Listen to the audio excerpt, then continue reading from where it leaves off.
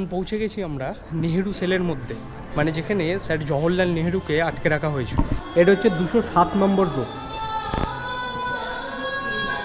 আন্দামান দ্বীপপুঞ্জে যেই তোমার সেলগুলো ছিল তার মধ্যে কয়েদিদের কিভাবে রাখা হতো দেখো। খুবই গা শিহরণ দেওয়ার মতো জায়গা, যদি ফিল করতে পারো এই জায়গায় এসে। আজকের ভিডিওতে আপনাদের সাথে শেয়ার করব আলিপুর জেল মিউজিয়াম সম্পূর্ণ ঘুরে। আজকের দিনটি ছিল 23শে জানুয়ারি, স্যার নেতাজি সুভাষচন্দ্র বসুর জন্মদিন। এই জেলেই একসময় আটক ছিলেন দেশের বিভিন্ন বিপ্লবীরা, ইংরেজদের শাসন এবং অত্যাচারে যারা জর্জরিত হয়েছিলেন আমাদের দেশকে স্বাধীন করে দেওয়ার উদ্দেশ্যে। এই জেলে ঘুরলে আপনি দেখতে পাবেন নানান ইতিহাসকে, উপলব্ধি করতে পারবেন সেই দিনের বিপ্লবীরা কেমনভাবে কষ্টে এই জেলের মধ্যে বন্দী থাকতেন। আমরা ঘুরে দেখব সেই ফাঁসির মঞ্চ, যেখানে শেষ ফাঁসি হয়েছিল ধনঞ্জয় চট্টোপাধ্যায়ের। এই সব কিছু ঘুরে আজকে আপনাদের সাথে শেয়ার করব আমার একদিনের আলিপুর জেল মিউজিয়ামের সম্পূর্ণ ভ্রমণ কাহিনী। চলুন আপনাদের সকলকে নিয়ে ঘুরে আসি ইতিহাসের আরও একটি পাতা কাছ থেকে দেখব বলে, আলিপুর জেল মিউজিয়াম থেকে।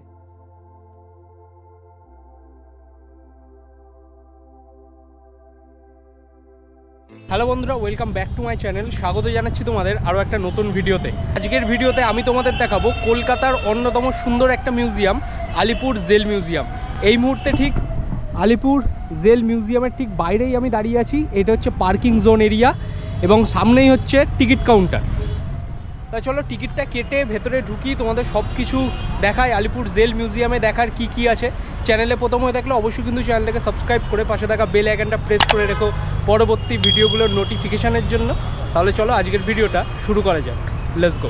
আলিপুর জেল মিউজিয়ামের ভেতরে এন্ট্রি করার রাস্তা, আর এই পাশটা হচ্ছে তোমার কফি হাউসের জায়গা, মানে এখান থেকে ওপরের দিকে যাওয়া যাবে, ওপরে কফি হাউস আছে। তা টিকিট কেটে নিয়েছি, টিকিট মূল্য পড়েছে পার পার্সন 30 টাকা।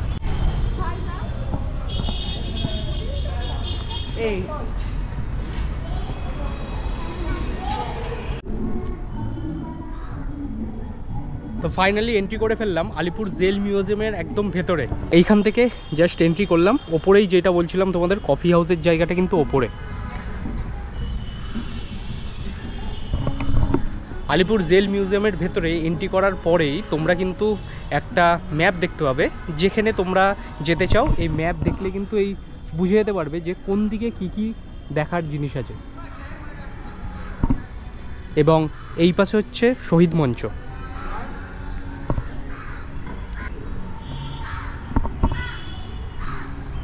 এই কারাগার ফাঁসির মঞ্চে কারা কারা শহীদ হয়েছিলেন এখানে কিন্তু সব জন্ম থেকে মৃত্যু পর্যন্ত নাম সহকারে সব কিছু দেওয়া আছে।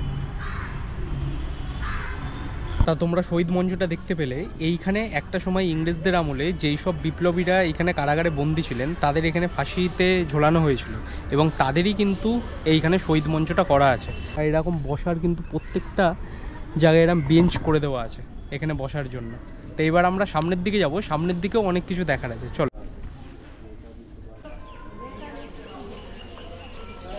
মঞ্চ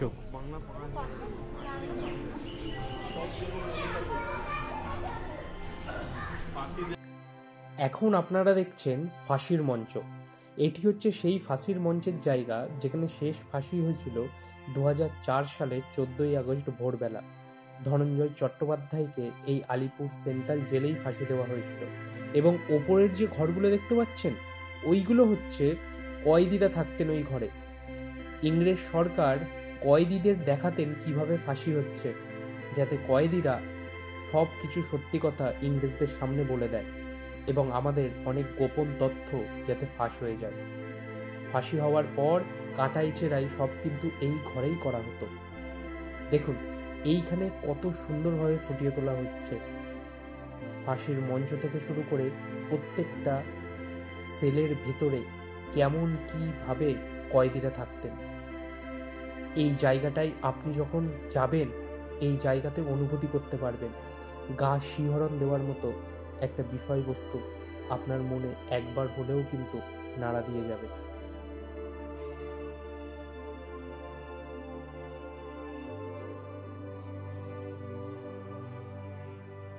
জেলের মধ্যে একটা বিষয় তোমাদের সাথে শেয়ার করছি, কয়টুখানি জায়গার মধ্যে আমাদের দেশের বিপ্লবীদের আটকে রাখা হতো। এছাড়াও তারপরে যে কয়েদিরা থাকতো, কয়টুখানি জেলের মধ্যে কিন্তু আটকে রাখা হতো তাদের দিনের পর দিন। দেখো এইটুখানি জায়গার মধ্যেই তারা কিন্তু সব কিছু করতো। এটা শোয়ার জায়গা, ওইখানে হচ্ছে তারা মলমূত্র সব এক ঘরের মধ্যেই কিন্তু করতে হতো সব কিছু। তার মানে ভাবো কত কষ্টের মধ্যে একটা সময় আমাদের দেশের জন্য কিন্তু বিপ্লবীরা এই সব জায়গায় আটকা থাকতেন। ভাবলে কিরম গা শিহরণ দিয়ে ওঠে। আর এই দিকে হচ্ছে সেই ফাঁসির মঞ্চ। এর মানে হচ্ছে আমাদের বিপ্লবীরা হাসি মুখে মৃত্যুবরণ করে নিত। দেখো জায়গাটা দেখলে এই জায়গাটা কিন্তু খুবই গা শিহরণ দেওয়ার মতো জায়গা, যদি ফিল করতে পারো এই জায়গায় এসে। কিন্তু শেষ ফাঁসি হয়েছিল ধনঞ্জয়ের। আর ভেতরটা যদি তোমরা পুরোপুরি দেখো, আমি দেখিয়েছি ওপরের যে ঘরগুলো আছে ওইখান থেকে কিন্তু কিছু স্ট্যাচু করে দেওয়া আছে, মানে কয়েদিদের ওখান থেকে কিন্তু দেখানো হতো কীভাবে ফাঁসি হচ্ছে। ইংরেজরা কত বুদ্ধিমানের দেখো, তাদের মুখ থেকে সব কথা বের করার জন্য দেখাতো যে কিভাবে ফাঁসি হচ্ছে, এবং তারা যদি ভয়েতে সব কিছু বলে দিত এই সব দেখার পর, ইংরেজরা এমনভাবেই কিন্তু তাদেরকে ফাঁসি দেখাতো।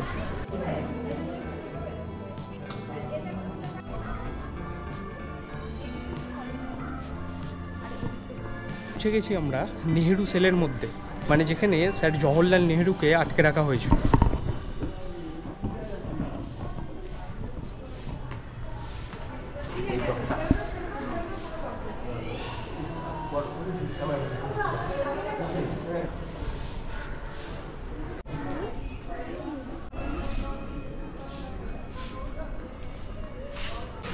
লাইফ ইন দ্য আন্দামানস, আন্দামান দ্বীপপুঞ্জে কীভাবে জেলগুলো থাকতো আর সেখানে কয়েদিরা কীভাবে থাকতো সেটাই হচ্ছে এবার দেখার। এই দেখো এখানে লেখা আছে প্রিজন লাইফ ইন দ্য আন্দামানস। এইদিকে সিঁড়ি ওপরে যাওয়ার। এই জায়গাটাই আমি এই নিয়ে দ্বিতীয়বার ভিজিট করলাম। আগের বার কিন্তু এই জায়গাগুলো বন্ধ ছিল, ওপরে যেতে পারিনি। এইবারে কিন্তু ওপরে যাওয়া যাচ্ছে।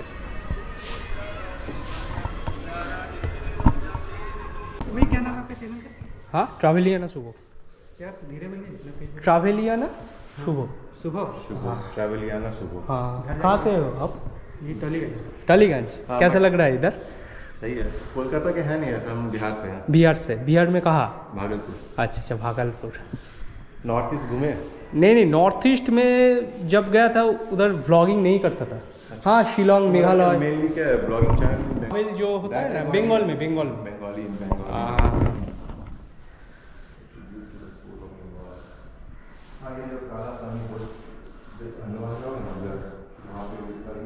এটা হচ্ছে আন্দামান দ্বীপপুঞ্জে যেই তোমার সেলগুলো ছিল তার মধ্যে কয়েদিদের কিভাবে রাখা হতো। দেখো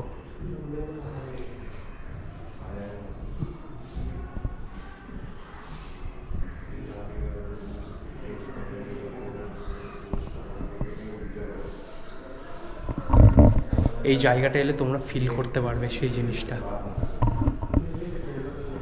দেখো বেঙ্গলস ফ্রিডম স্ট্রাগল কেমন ছিল। এবং এইখানে কিন্তু আন্দামান সেলের ভিতরটা কিন্তু দেখানো হচ্ছে। দেখো তো ওপরটা কিন্তু বেশ ভালো লাগলো। আর যাদের সাথে কথা বললাম দাদাগুলো বিহার থেকে এসছে, কথাবার্তা খুব ভালো, ভাগলপুরে থাকে বিহারে। Historic prison ward. এইদিকে দেখি দেখার কি কি আছে। এইখানে হচ্ছে বন্দীদের জীবনচর্যা কেমন হতো সেইগুলোই কিন্তু এখানে তুলে ধরা হয়েছে। এইখানে কিন্তু শুধু নিচে কিন্তু শুধু সেলগুলো নেই, সেলগুলো কিন্তু ওপরেও আছে। ওপরে যাওয়ার অনুমতি নেই কারণ এখানে তোমার বন্ধ করে দেওয়া আছে, কিন্তু নিচে সব কিছু কিন্তু দেখা যায়। এইবার তোমাদের দেখাবো এই জেলের মধ্যে বন্দীদের আসল স্ট্রাগল কেমন ছিল। কয়েদিরা দেখো এখানে কাপড় কাচ্ছে, একই জায়গায় স্নান করছে, সব একই জায়গায় থাকার জায়গা কিন্তু এটা। কয়েদি বলা ভুল হবে, এর মধ্যে কিন্তু প্রচুর বিপ্লবীরাও ছিলেন এই জায়গার মধ্যে।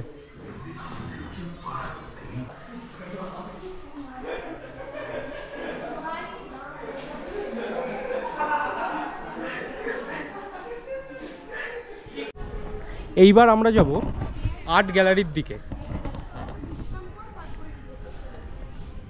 এটা হচ্ছে আর্ট গ্যালারি। আগের যে জায়গাটা তোমাদের দেখালাম, এইখানে কিন্তু শুধু দেখার বিষয় নেই, এইখানে কিন্তু ফিল করতে হবে যে আমাদের বিপ্লবীরা একটা সময় কত পরিশ্রম, কত কষ্ট করে এই সব জায়গায় কিন্তু ছিল। এই সেলের মধ্যে ইংরেজদের কত অত্যাচার সহ্য করেছে, শুধুমাত্র কিসের জন্য? আমাদের স্বাধীনতার জন্য, যাতে আমরা এখন নিঃশ্বাস নিতে পারছি স্বাধীন একটা দেশে। এটা হচ্ছে প্রদর্শনী কক্ষ। দুর্গা মূর্তি রাখা আছে।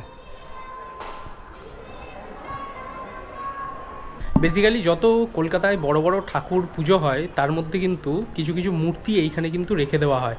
মানে এটা হচ্ছে চালতা বাগানের যে দুর্গা মূর্তিটা দেখালাম তোমাদের।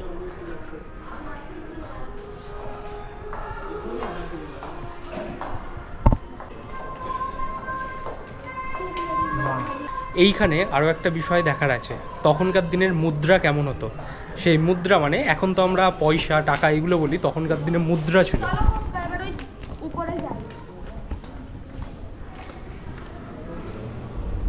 এটা হচ্ছে প্রদর্শনী কক্ষ, মানে এইখানে কিন্তু সব কিছু তুলে ধরা হয়েছে। জেলটা কেমন ছিল, এটা হচ্ছে পুরোপুরি নকশা, আলিপুর জেলের পুরোপুরি কিন্তু নকশা এটা।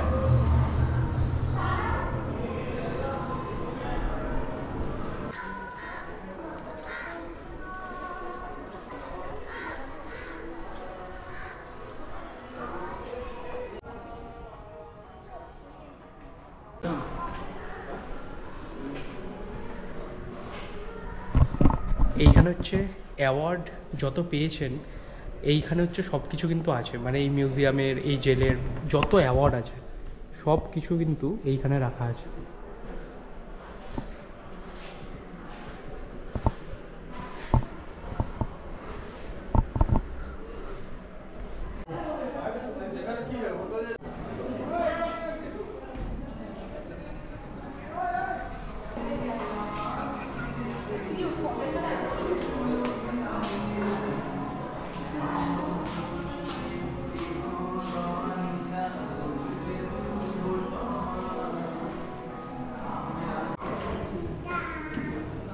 এই পিস্তলটা দেখলে এটা হচ্ছে দীনেশ গুপ্ত কিন্তু এই পিস্তলটা ব্যবহার করেছিল, মানে বিপ্লবী দীনেশ গুপ্ত। এইদিকে হচ্ছে তোমার ফুড জোন এরিয়া। এই মিউজিয়ামের মধ্যেও কিন্তু রেস্টুরেন্ট আছে, যেইখানে তোমরা খাওয়া দাওয়া করতে পারবে। এটা হচ্ছে সেই জায়গা, ফুড জোন এরিয়া এটা। এইখানে কিন্তু কম টাকায় যদি তোমরা একটা দিন কোথাও সময় কাটাতে চাও, আলিপুর জেল মিউজিয়াম কিন্তু অন্যতম সুন্দর একটা জায়গা ভ্রমণের জন্য, মানে একটা দিনের জন্য। এইখানে কিন্তু এলে প্রচুর ইতিহাসকে কাছ থেকে কিন্তু উপলব্ধি করতে পারবে তোমরা। আমার কিন্তু বেশ ভালো লাগে, এই নিয়ে সেকেন্ডবার এসেছি, দারুণ লাগছে।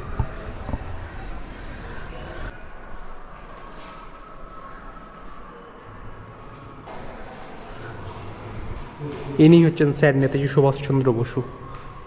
এটি হচ্ছে 205 নম্বর রুম আলিপুর মিউজিয়ামের।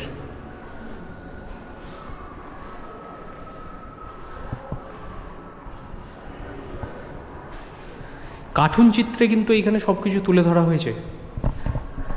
এটা কিন্তু খুব সুন্দর লাগে এই জায়গাটা। কার্টুন চিত্রের বিনিময়ে আলিপুর জেল মিউজিয়ামের সব কিছু কিন্তু ফুটিয়ে তোলা হয়েছে।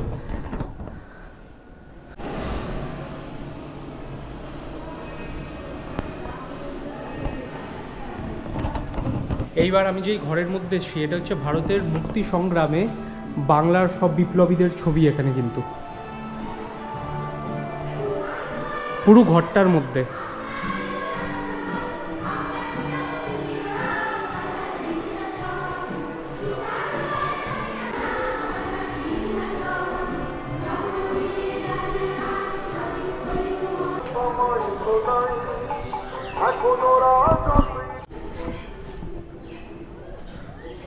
সংগ্রামের যে জায়গাটা অসামান্য সুন্দর। যারা ছোটরা আমার ভিডিও দেখো, তোমরা কিন্তু এই জায়গাটা বাবা মাকে বলবে অবশ্যই একবার ভিজিট করাতে। তোমরা যদি পড়াশোনা করো, ইতিহাস সম্বন্ধে কিন্তু অনেক ভালোভাবে কাছ থেকে জানতে পারবে এই জায়গাটায় যদি তোমরা ভিজিট করো। খুব সুন্দর একটা জায়গা। চিড়িয়াখানা এবং আলিপুর জেল মিউজিয়াম কিন্তু খুব একটা দূরত্বে নেই, দুটো দু সাইডে, তাই এইখানে কিন্তু খুব সহজে আসা যায়। এটা হচ্ছে 204 নাম্বার রুম।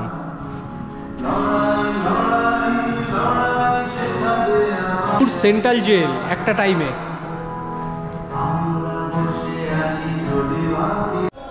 বাংলা তথা ভারতের মহিলা সংগ্রামীদের এইখানে কিন্তু শ্রদ্ধাজ্ঞ অনুযায়ী একটা ঘর করে দেওয়া।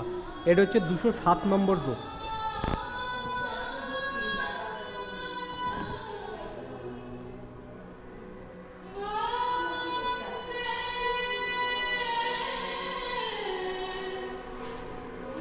এখনো পর্যন্ত কেমন লাগছে এই আলিপুর জেল মিউজিয়াম অবশ্যই কিন্তু কমেন্ট বক্সে জানিও। আর তোমরা যারা আলিপুর জেল মিউজিয়ামে এর আগে ভিজিট করে গেছো তোমাদের এক্সপিরিয়েন্স কেমন সেটাও কিন্তু জানাতে ভুলো না। এই দিক দিয়ে কিন্তু আমরা এক্সিট করব। এইখানে কিন্তু একটা টাইমিং আছে, এইখানে কিন্তু সকালবেলা 11:30টার সময় এখানে ওপেন হয় দর্শকদের জন্য এবং বিকেল ওই 6টা পর্যন্ত থাকে। 5:30 বলে কিন্তু 6টা পর্যন্ত খোলা থাকে। আর যে লাইটিং শোটা যেটা শুরু হয় ওইটা মনে হয় বিকেল 5টা কি 5:30টার দিকে শুরু হয় লাইটিং শো একটা। মানে এই জেল মিউজিয়ামের সমস্ত কিছু কিন্তু ওইখানে থিয়েটারে দেখানো হয়। ওইটা যদি তোমরা ভিজিট করো তার জন্য কিন্তু আলাদা টিকিট আবার তোমাদের করতে হবে। থেকে আমরা এন্ট্রি করেছিলাম এবং এই দিক থেকেই আমরা এক্সিট করব। এক্সিট করার আগে এখানে কিন্তু মিউজিয়ামের একদম ভেতরে এন্ট্রি করার সময় একটা শপ আছে, মানে অনেক কিছু কিন্তু বিপ্লবীদের নাম করে কিন্তু অনেক কিছু জামা কাপড় অনেক কিছু বিক্রি হয়। সেই শপটা একবার তোমাদের এবার ঘুরিয়ে দেখাবো।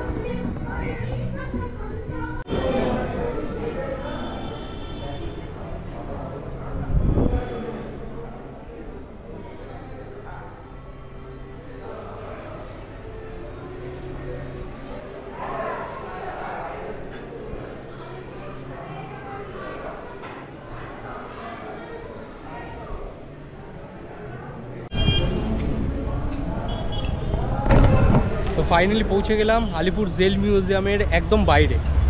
আর যেইখানে তোমাদের শপটা দেখালাম ওখান থেকে তোমরা কিছু শপিংও করতে পারো। এখান থেকেই বাস ধরতে পারবো বাড়ি যাওয়ার জন্য। এই ছিল আজকের ভিডিও, আলিপুর জেল মিউজিয়ামের সম্পূর্ণ জায়গাটা ঘুরে তোমাদেরকে দেখালাম। ভিডিওটা কেমন লেগেছে অবশ্যই কমেন্ট বক্সে তোমাদের ওপিনিয়নটা জানিও। দেখা হচ্ছে পরের কোনো ভিডিওতে। সকলে ভালো থেকো, সুস্থ থেকো, টেক কেয়ার অ্যান্ড আজকের জন্য tata from Alipore jail museum.